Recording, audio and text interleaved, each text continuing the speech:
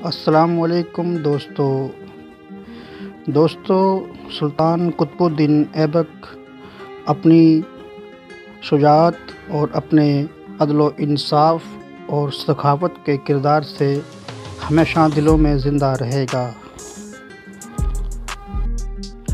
دوستو سلطان قطب الدین ایبک اپنی عوام کے ساتھ بڑے ہی نرم دلی سے پیش آتے اور وہ مسلم اور غیر مسلم میں فرق نہیں کیا کرتے تھے اور اپنا ذاتی مال تک بھی عوام میں تقسیم کیا کرتے تھے، جس کی وجہ سے لوگ ان کو لکھ داتا بھی کہا کرتے ہیں۔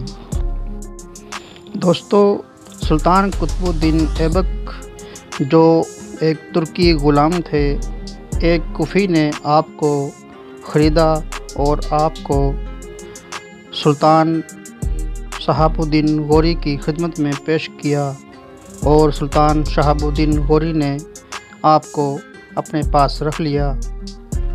آپ نے سلطان شہاب الدین غوری کی خدمت کی اور کئی جنگوں میں شریک ہوئے اور اپنی بہادری اور شجاعت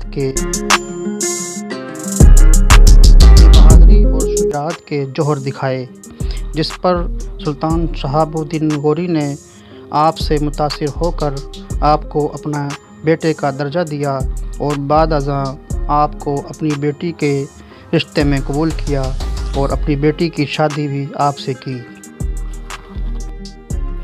دوستو سلطان قطب الدین ایبک کی شجاعت اور بہادری پورے بر صغیر میں مشہور تھی، اور جہاں آپ کی شجاعت اور بہادری مشہور تھی وہیں آپ کی ثقافت بھی پوری دنیا میں مشہور تھی۔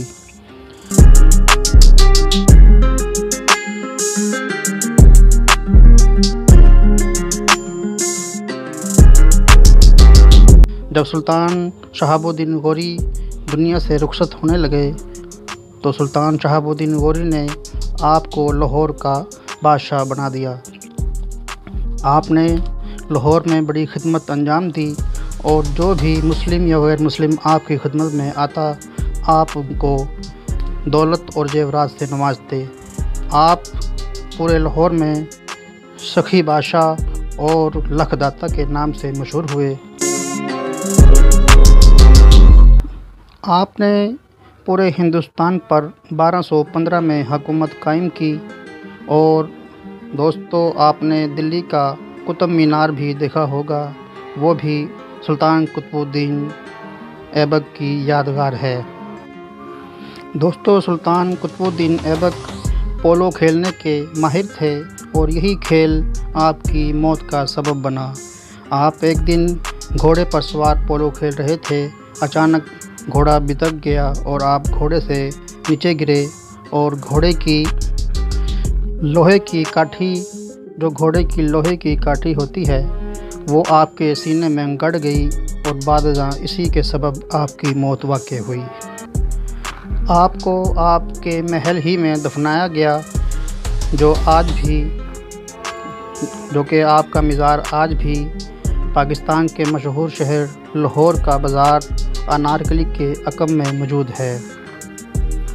جب مغلوں کی حکومت آئی تو آپ کے مزار کو ایک شکل دے دی گئی اور چار دیواری بنا دی گئی، لیکن بعد ازاں جب پنجاب پر راجہ رنجیت سنگھ نے قبضہ کیا اس دوران آپ کے مزار پر بھی کافی لوٹ مار کی گئی اور آپ کے رقبے کو بھی بیچ کر آپ کی قبر تک پامال کرنے کی کوشش کی گئی۔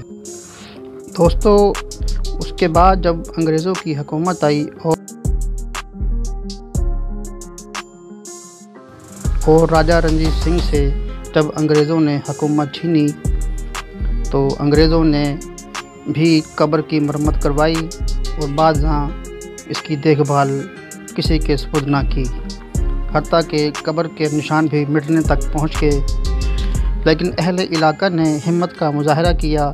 جب یہاں ہر چیز مٹانے کی کوشش کی گئی تو اہل علاقہ نے یہاں کے قریبی روڈ کو نام دیا گیا کہ اس کا نام ایبک روڈ رکھ دیا جائے، جو منظور ہوا اور آج بھی ایبک روڈ مشہور ہے۔ دوستو پاکستان جب آزاد ہوا یعنی کہ تقسیم ہند کے بعد پاکستان کی گورنمنٹ نے اس مزار پر کام کرنے کی کوشش کی اور کھدائی کا کام شروع کروایا، اور جس سے یہ ثابت ہوا کہ آپ کا مزار یہیں پر موجود ہے۔ دوستو، حکومت پاکستان نے آپ کے مزار کے ارد گرد جو مکانات بن چکے تھے ان کو از خود خریدا اور ان کو پسپار کر احاطہ کھلا کیا گیا اور آپ کے مزار کی دوبارہ تعمیر شروع کی گئی۔ آپ کے مزار کی تعمیرات کا کام 1968 میں شروع کیا گیا اور 1989 یعنی 79 میں مکمل ہوا۔ 1981 میں آپ کے مزار کا افتتاح کیا گیا۔ دوستو، یہ تھی ایک ایسے بادشاہ کی کہانی کہ جو پہلے غلام بنا، غلام سے پھر کہیں بکتا وہ گجنی پہنچ کر شہاب الدین غوری کے دربار میں پیش ہوا، پھر جنگجو بنا اور پھر اللہ تعالیٰ نے اسی غلام کو بادشاہت دی جو بر صغیر کا ایک عظیم بادشاہ بنا، اور قدرت نے پھر اس کو مٹی کے حوالے کر دیا۔ میرے دوستو، یہ اللہ ہی کی شان ہے۔ ایک شعر اس پر یاد آ گیا جس کے بعد آپ سے اجازت چاہوں گا کہ مٹے نامیوں کے نشاں کیسے کیسے، زمین کھا گئی آسماں کیسے کیسے۔ دوستو، اس کے ساتھ ہی اجازت چاہتا ہوں۔ اللہ حافظ۔